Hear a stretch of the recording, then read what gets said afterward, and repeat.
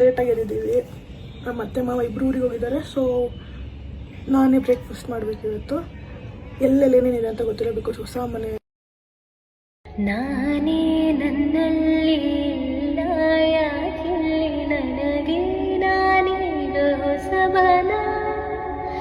ಅವಳ ಕಣ್ಣಲ್ಲಿರುವ ಮಿಂಚಲ್ಲಿ ನನ್ನೇ ನಾನೇ ನೋಡುವೆ ಪ್ರತಿದಿನ.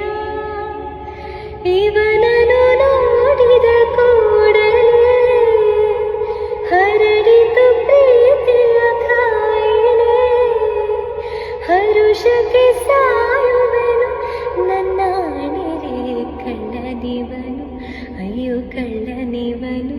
ನನ್ನ ಕತೆ ಬಿಟ್ಟನು, ನನ್ನನ್ನೇ ಮಾರಿಸಿ ಇಷ್ಟ ಇವನು, ನಂಗೂ ಇಷ್ಟ ಇವನು.